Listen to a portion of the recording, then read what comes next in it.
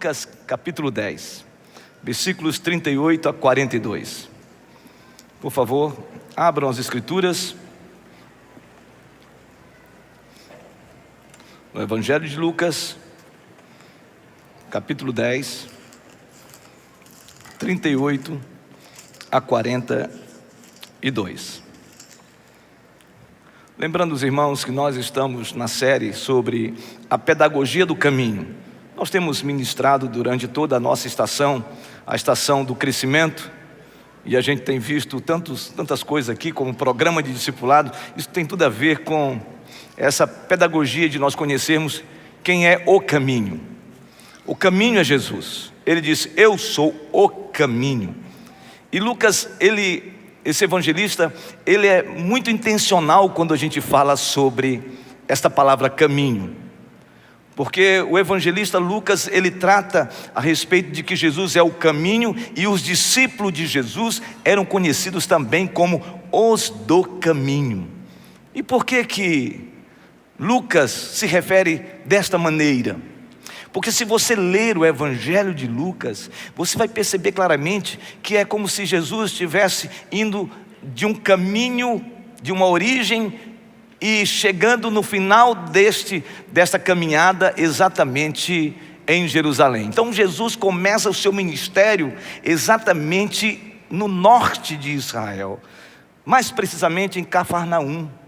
E esse ministério público de Jesus, que começa no norte de Israel, na Galileia dos gentios, Jesus então ele desce, ou alguns chamam de ele sobe para o sul de Israel, que é exatamente toda a Judéia, e especificamente Jesus vai para Jerusalém.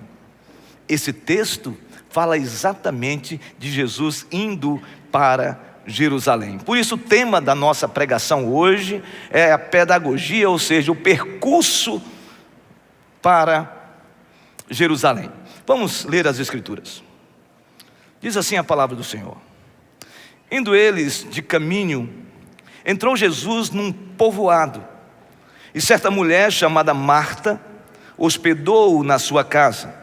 Tinha ela uma irmã chamada Maria, e esta quedava-se assentada aos pés do Senhor, a ouvir-lhe os ensinamentos. Marta agitava-se de um lado para outro, ocupada em muitos serviços. Então se aproximou de Jesus e disse: Senhor, não te importas de que minha irmã tenha deixado que eu fique a servir sozinha? Ordena-lhe, pois, que venha ajudar-me. Respondeu-lhe o Senhor: Marta, Marta, andas inquieta e te preocupas com muitas coisas. Entretanto, pouco é necessário, ou mesmo uma só coisa. Maria, pois, escolheu a boa parte, e esta não lhe será tirada.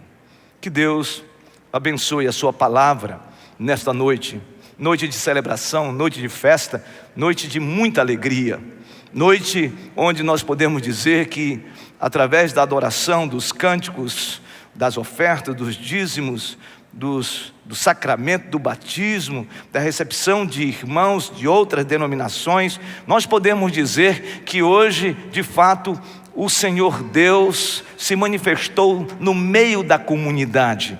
Mas agora é hora de nós ouvirmos, enquanto comunidade, o que Deus tem para falar conosco nessa noite. E eu quero começar dizendo algo que Dr. Martyn Lloyd-Jones fala a respeito do que nós lemos nesse texto, e é exatamente o tema fulcral, central do que nós vamos falar. Martyn Lloyd-Jones, doutor, disse o seguinte: a igreja pode estar cheia de atividades espirituais, ministeriais e religiosas, e está vazia do poder do Espírito de Deus. Eu vou repetir: a igreja pode estar cheia de atividades ministeriais, religiosas, e estar ao mesmo tempo vazia de poder espiritual. Jesus está a caminho de Jerusalém. Então diz o texto que ele passa por um povoado. Antes de chegar em Jerusalém, ele então passa por um povoado e ele se hospeda na casa de uma discípula dele, de uma mulher chamada Marta. Jesus então se hospeda naquele lugar, a convite desta mulher, e diz o texto que não se refere qual lugar, qual povoado Lucas está se referindo, mas o texto, por inferência e por outras inferências textuais, nós podemos dizer que Jesus, na verdade, foi para a cidade de Betânia. A cidade de Betânia fica na costa, exatamente do Monte das Oliveiras, 3 quilômetros próximo de Jerusalém. Então, Jesus vai e está indo para Jerusalém, mas ele tem uma parada, e a parada é exatamente em Betânia. Esse lugar é um lugar diferente de outros lugares onde Jesus ministrou. Jesus, muitas vezes encontramos ele ministrando a palavra para grandes multidões. Lugares como as bem-aventuranças, Mateus capítulo 5 a 7, o sermão da montanha, quando ele ministra sobre o monte para os seus discípulos e as pessoas que estavam ali. Jesus muitas vezes ministrou em sinagogas. Jesus ministrou no caminho, andando com os seus discípulos. Mas nesse caso, Jesus compartilhou as verdades eternas numa casa, na casa de Marta e na casa de Maria. E se nós ao observarmos o texto, nós vamos perceber claramente que há 2 aspectos importantes que Jesus faz questão de mencionar nesse texto. O primeiro é que Jesus está focado no discipulado, no cuidado de pessoas dentro daquela casa. E o segundo, que Jesus ali manifesta ele como próprio Deus, a ponto de haver naquele lugar adoração. Então, discipulado e adoração é algo muito claro nesse texto. E a questão hoje é: o que nós podemos aprender desse texto tão conhecido de todos nós? Um texto que fala sobre Marta e fala sobre Maria. 3 lições eu quero compartilhar com vocês hoje, nesta noite. Primeira lição que eu quero compartilhar com vocês é necessário ter cuidado com o ativismo religioso. Vou repetir. Nós, filhos de Deus, como igreja, devemos ter cuidado com o ativismo religioso. Vamos para o texto agora? Versículo 39. Diz assim: tinha ela uma irmã chamada Maria, e esta quedava-se assentada aos pés do Senhor, a ouvir-lhe os ensinamentos. Marta agitava-se de um lado para o outro, ocupada em muitos serviços. Então se aproximou de Jesus e disse: Senhor, não te importas que minha irmã tenha deixado que eu fique a servir sozinha? Ordena-lhe, pois, que venha ajudar-me. Respondeu-lhe o Senhor: Marta, Marta, andas inquietas e te preocupas com muitas coisas. É interessante, irmãos, que aqui nós percebemos claramente esse aspecto do ativismo religioso. E o que é ativismo religioso? É quando medimos o nosso nível de espiritualidade pelas atividades, pelas nossas ações que realizamos no serviço de Deus. Eu quero repetir isso.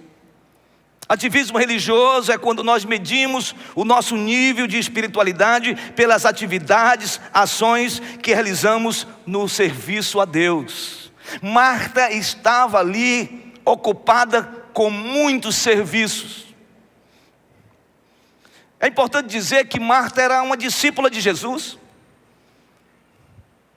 fazia parte do círculo de amizade de Jesus, era uma irmã em Cristo, era uma serva de Deus, mas ela estava tão ocupada com serviços, agitada de um lado para o outro, que ela não percebeu claramente a importância que é a piedade vinda ou advinda antes do serviço, antes dos nossos afazeres. O Dr. John Stott, falando sobre ativismo, ele diz que o ativismo religioso é um dos maiores perigos da espiritualidade evangélica. Observando o texto, é importante não rotularmos e estigmatizarmos Marta, porque Marta era uma discípula de Jesus, como eu falei. Seu desejo era honrá-lo através da hospitalidade, até porque na cultura judaica, irmãos, receber um hóspede era uma responsabilidade sagrada. Então Marta demonstrou amor genuíno por Jesus. Mas a grande questão é: qual era o problema de Marta? O problema não era o serviço.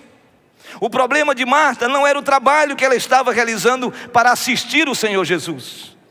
Mas o problema, sim, permitir que o serviço ocupasse o lugar da piedade, da adoração ao Mestre. E talvez seja isso que nós podemos incorrer na nossa caminhada cristã.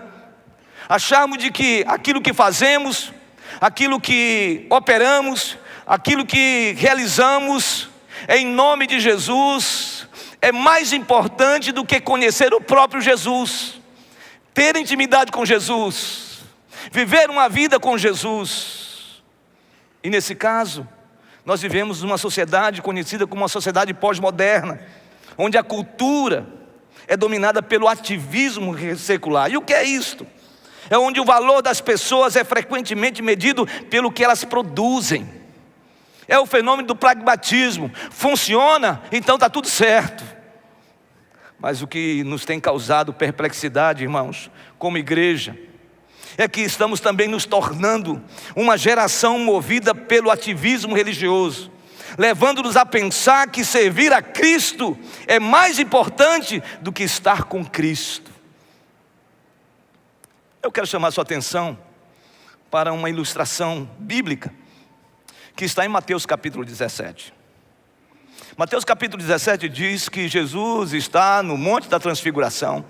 E no Monte da Transfiguração ele está com os seus discípulos, os 3 discípulos mais próximos, Pedro, Tiago e João. E ali na representatividade dos ofícios de Jesus está Moisés e está também Elias, a lei, o profeta e o sacerdote, tudo ali, e o rei, estava tudo ali muito claro. Mas o que é interessante nisso é que os discípulos ficaram cheios de espanto quando eles perceberam que Jesus reluzia e que a glória de Deus estava sendo manifesta naquele lugar. Então Pedro, avidamente, impetuosamente, ele chega e começa a dizer: Senhor, bom estarmos aqui, vamos fazer 3 tendas e vamos permanecer neste lugar. Jesus diz a eles que convém que eles desçam a montanha e que eles possam ir para o vale, para a planície. E pasmem, na planície há um outro quadro, diferentemente do quadro anterior.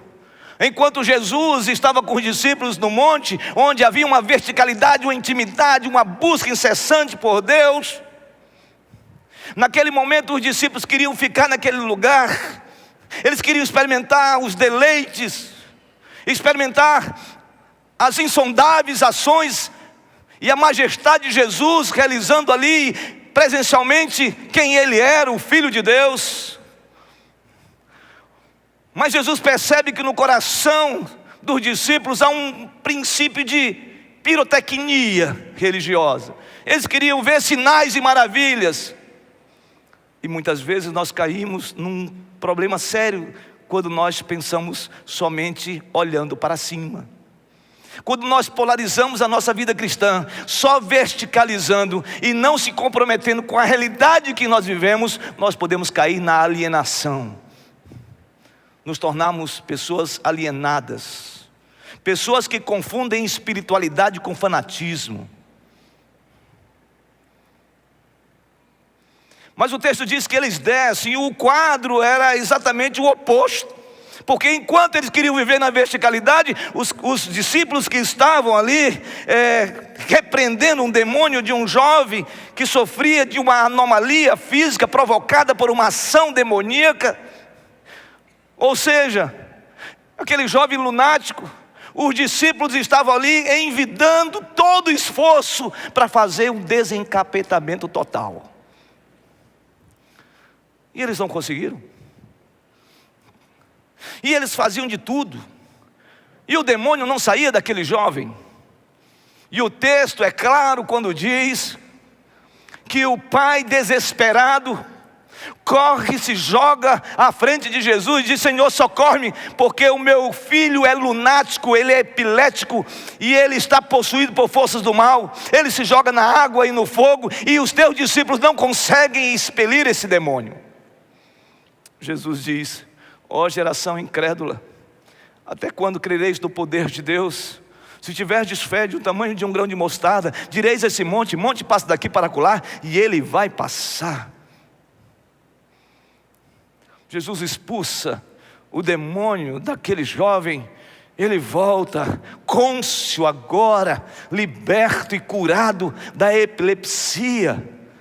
E o texto diz que Jesus exorta os seus discípulos e aqueles que estão em volta dele, dizendo que esta casta, ou seja, essa legião de demônios, só saem através da oração e do jejum. E qual era o problema ali? O problema ali que era só horizontal. A questão era só obras, operar maravilhas, só aqui nesse nível. E talvez seja esse nosso grande problema. É que muitas vezes nós estamos tão preocupados em fazer, que nós estamos mais próximos do espiritismo do que de uma espiritualidade sadia. Porque antes de mais nada, nós precisamos experimentar e conhecer verdadeiramente a Cristo Jesus, ter intimidade com Cristo, e aí o resultado disto é uma espiritualidade sadia e a manifestação do poder de Deus através de mim e de você. É possível, irmãos, estar ocupado com as coisas de Deus e estar distante de Deus. É possível ser líder de grupo familiar. É possível ser um missionário. É possível ser um pastor. É possível ser um presbítero. É possível ser um diácono. É possível ser um líder de departamento, de ministérios na igreja. Ocupados demais, como Marta, mas totalmente distante de Deus, fazendo as coisas somente pela força do braço. É possível trabalhar em muitos ministérios e não ter um coração piedoso. Meus irmãos, que nós saímos daqui refletindo a respeito disso. Se nós estamos de fato vivendo um ativismo religioso, ou se nós estamos vivendo uma vida cheia do Espírito Santo de Deus. Segunda advertência que eu vejo nesse texto de Jesus com Marta e com Maria, é que a gente deve priorizar, irmãos, e viver um estilo de vida piedosa. Deve ser prioridade viver um estilo de vida piedoso. Versículo 39 diz assim: tinha ela uma irmã chamada Maria, e esta quedava-se assentada aos pés do Senhor, a ouvir-lhe os ensinamentos. Maria está aos pés do Senhor, quedada, genoflexa, ou seja, ajoelhada diante do Senhor. Essa expressão indica posição de discípulo, de discípula. Ela não está descansando, ela está aprendendo. Na cultura judaica, sentar-se aos pés de um mestre era postura de obediência, atenção e discipulado. Maria reconhece que a maior necessidade naquele momento era ouvir Cristo. E aqui eu quero chamar a sua atenção, muito importante, para que nós cristãos entendamos isso. Antes de servir, Maria ouviu o Senhor Jesus. Antes de agir, Maria aprendeu com Jesus. Antes de falar, ela escutou Jesus. Talvez seja isso que nós precisamos na nossa caminhada cristã. Antes de servir, ouça Deus, para que você sirva a Deus no chamado que Ele tem para você. Antes de você agir em qualquer momento, em qualquer área da sua vida, Primeiramente, aprenda com Jesus, em que seus passos faria Jesus diante de um desafio que você está enfrentando. Antes de você falar qualquer coisa, aprenda uma coisa: a escutar. Nós temos aprendido a escutar Deus, irmãos? Será que nossas atitudes, nossas ações, são ações na caminhada de ouvir a Deus?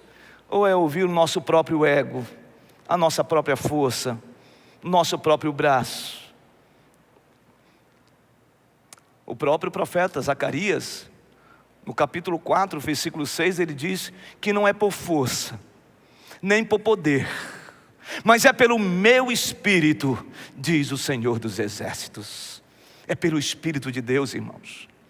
Ninguém é quebrantado se não for pelo Espírito Santo. Ninguém é alcançado pela graça se não for pelo Espírito Santo. Ninguém é cheio da presença de Deus se não for pelo Espírito Santo. E se não for pelo Espírito Santo, está cheio do seu próprio ego.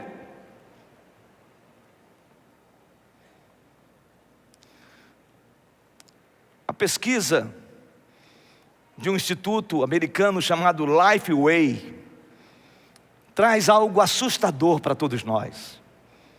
Diz a pesquisa que apenas 32% dos evangélicos que frequentam a igreja regularmente têm o hábito de ler a Bíblia todos os dias.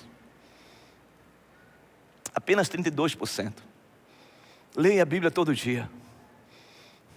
Como é que a gente quer avivamento, irmãos? Como é que a gente quer uma nação quebrantada, transformada, quando o povo de Deus escuta mais a internet, escuta mais as vozes de WhatsApp, escuta mais as vozes de youtuber e também de influencer, do que a voz da palavra de Deus? Nós não podemos ser movidos nessa direção. Sabe, uma simples situação de nós agendarmos uma conferência que não sabíamos ainda nem quando o Brasil ia jogar.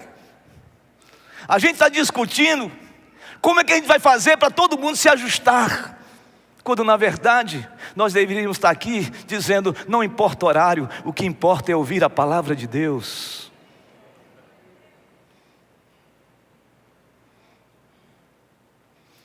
Alguma coisa está errada. É por isso que nós somos muitas vezes carnais nas nossas atitudes, porque nós não lemos a Bíblia. É por isso que nós somos muitas vezes inconsequentes nas nossas ações, porque nós não ouvimos a voz de Deus na sua palavra. Por isso que muitas vezes nós dividimos e não nos ajuntamos, porque nós não lemos a palavra de Deus. Por isso que nós cedemos a alguns pecados de estimação, porque nós não ouvimos a voz de Deus. Nós não ouvimos.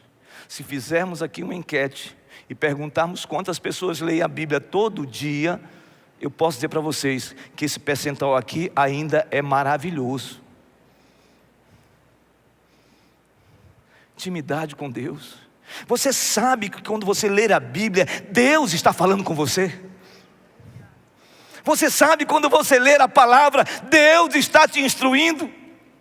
Você sabe porque quando você lê a Bíblia, a tua vida tem uma outra direcionamento, outras prioridades dentro de uma escala de valores. Você sabe por quê? Porque só a palavra de Deus é capaz de dar sensatez ao nosso coração.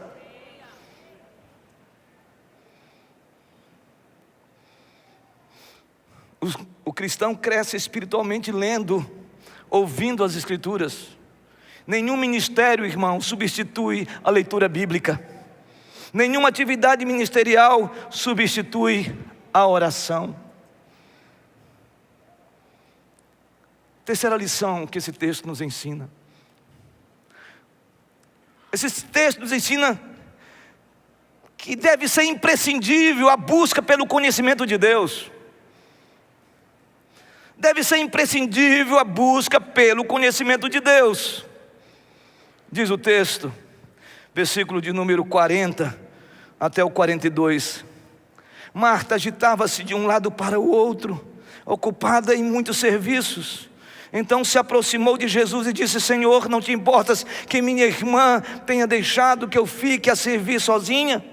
Ordena-lhes, pois, que venha ajudar-me. E aí Jesus responde: Marta, Marta, andas inquieta e te preocupas com muitas coisas. Entretanto, pouco é necessário, ou mesmo uma só coisa. Maria, pois, escolheu a boa parte, e esta não lhe será tirada. Jesus aqui nos ensina 3 verdades nesses versículos. A primeira verdade, Jesus traz aqui uma palavra de compaixão para com Marta.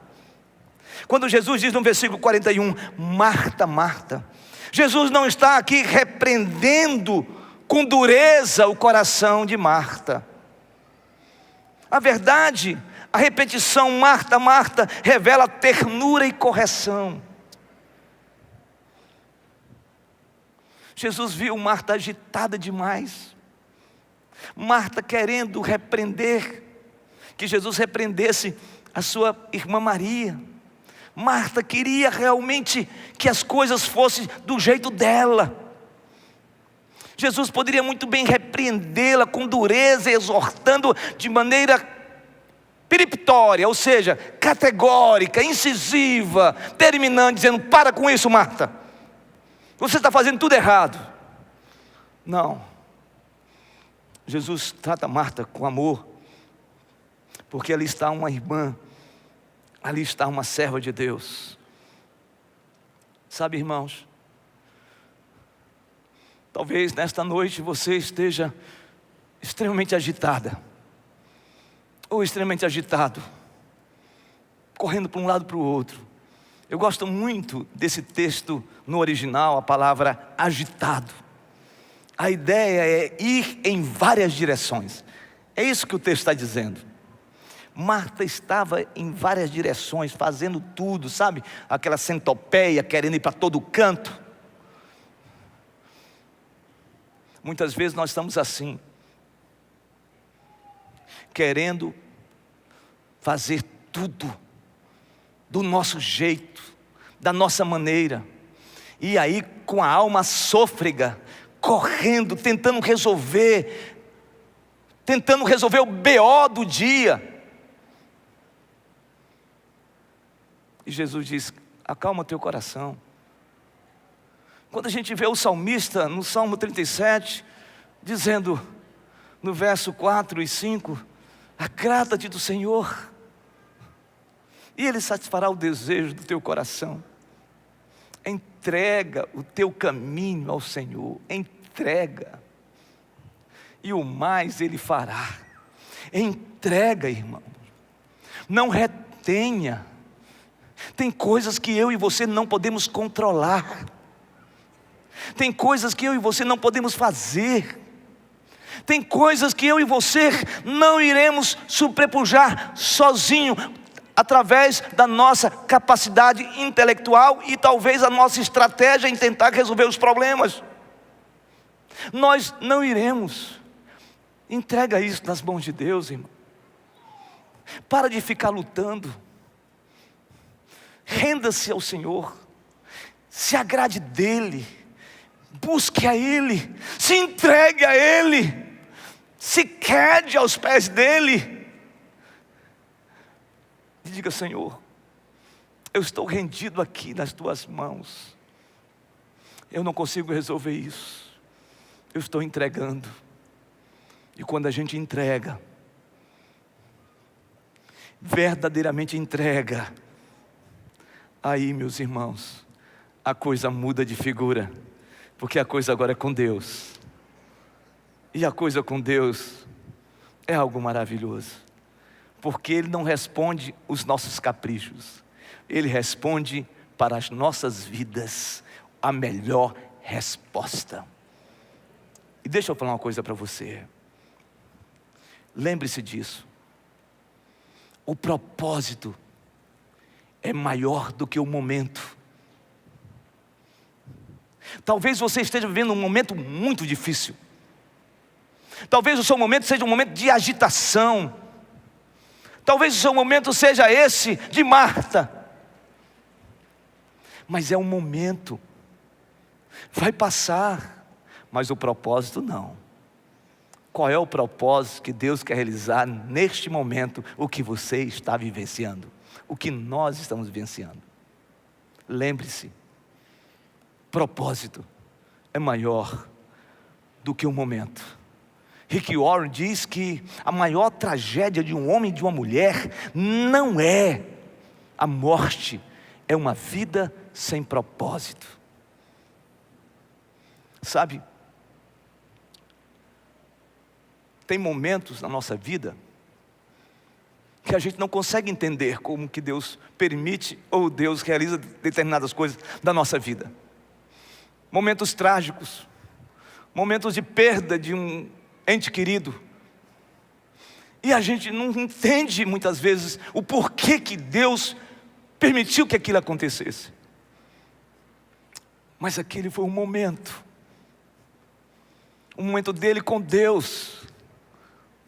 Mas o propósito era fazer com que através desse momento e daquele momento você pudesse conhecer mais Jesus e pudesse um dia também estar face a face diante dele, lavado pelas vestiduras do Cordeiro.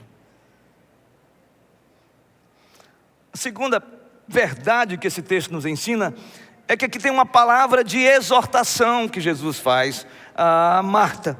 Versículo 41 diz: respondeu-lhe o Senhor: Marta, Marta, andas inquieta e te preocupas com muitas coisas. Jesus faz o diagnóstico do coração de Marta. Duas palavras resumem o problema da sua alma, porque o problema de Marta aqui é a alma: inquietação e preocupação. Ela estava inquieta, havia uma agitação no seu interior, havia uma preocupação na mente de Marta, pelo fato de ter muitas demandas. Mas o que é importante, irmãos, é perceber que o problema não era a cozinha, o problema era a alma inquieta de Marta. O seu e o meu problema não é a cozinha, não são os pratos para serem lavados, não são a casa desarrumada. O meu e o seu problema tem a ver com a alma. Por que estás abatido, ó minha alma? Por que estás inquieta, ó minha alma? Espere em Deus, pois ainda o louvarei. Como está a sua alma, meu irmão? Como está a sua alma? Um turbilhão de inquietações, de elucubrações, de preocupações. Como está a sua alma? Descanse em Deus. Jesus estava na casa de Marta e de Maria. Jesus está na sua casa. Ele está na sua casa. Ele é o lastro da sua casa.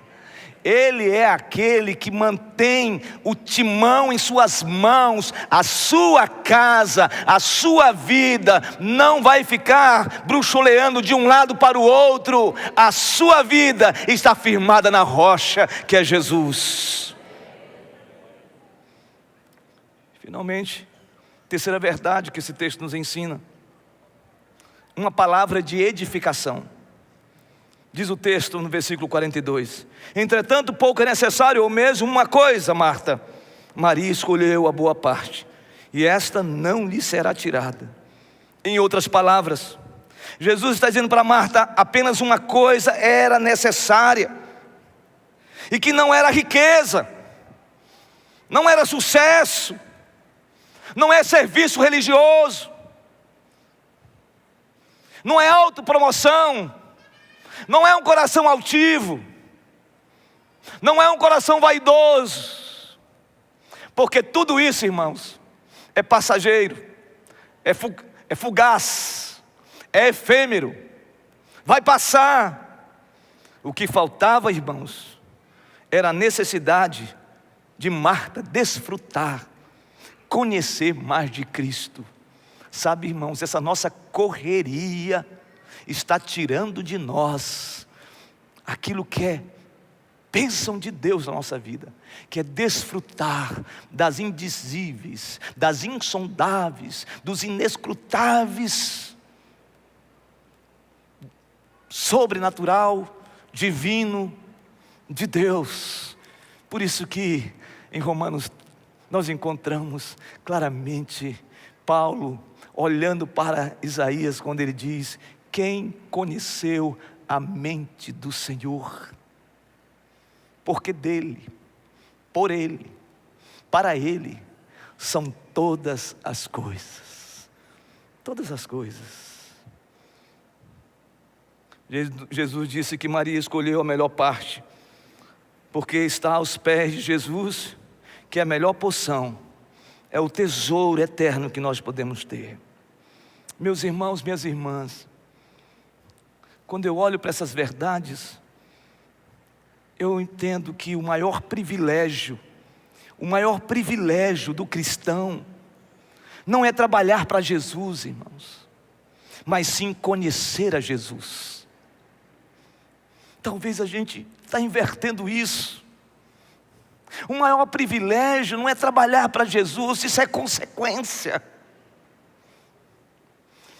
O maior privilégio é conhecer Jesus, é saber por que Ele veio ao mundo, é saber, irmãos queridos, o caminho da salvação, é saber, irmãos, sobre as convicções da certeza da salvação, é saber sobre a nova vida em Cristo Jesus, é conhecer Jesus, irmãos, é a gente entrar no nosso quarto e no escuro, dobrar os joelhos e falar com Ele, rasgar a alma, dizer: Senhor, eu não quero grandes coisas, como disse o salmista, o que eu quero é te conhecer mais e mais. Nós precisamos disso, irmãos, conhecer mais a Jesus.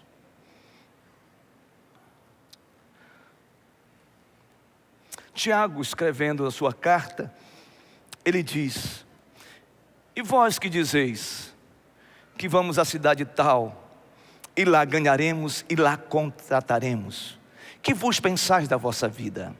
A vossa vida é como a neblina, que aparece e se dissipa.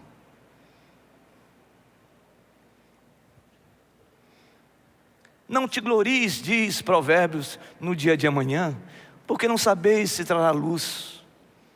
Então o que nos importa nessa vida é conhecer mais e mais o Senhor Jesus.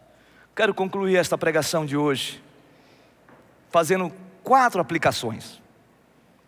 A primeira: lute contra o ativismo religioso para que não lhe usurpe a sua vida devocional e de piedade. Repito, lute, batalhe contra o ativismo religioso para que não lhe usurpe a sua vida devocional e de piedade. Ou seja, cuidado de você estar fazendo muitas coisas para Deus e você está perdendo a piedade e vivendo um ativismo religioso.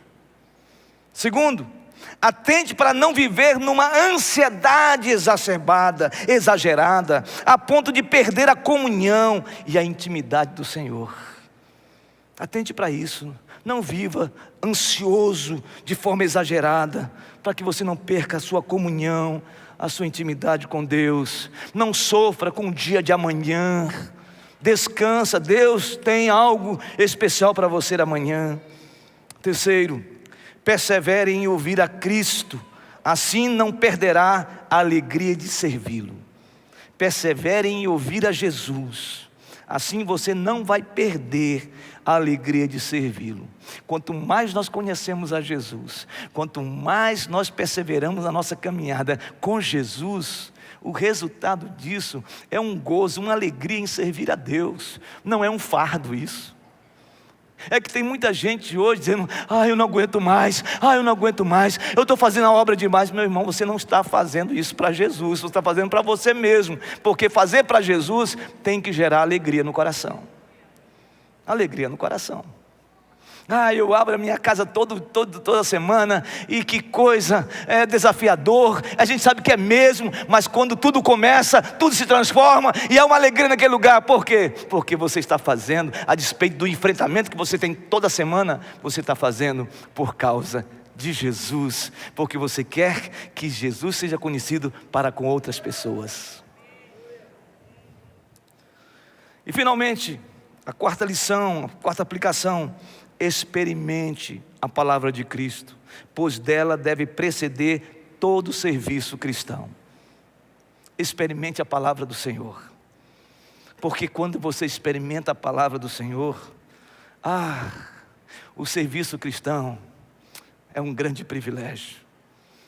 Minha palavra hoje, nesta noite, é que a nossa igreja não viva de ativismo religioso, mas viva de piedade, viva no temor do Senhor, viva cheio do Espírito Santo, viva lendo a palavra de Deus, viva tendo uma vida de oração, e a partir disso Deus continuará fazendo o que Ele já está fazendo, uma obra poderosa de avivamento nesta igreja, para a glória do Senhor Jesus. Que Deus os abençoe nesta noite, para a sua glória e o seu louvor. Aleluia.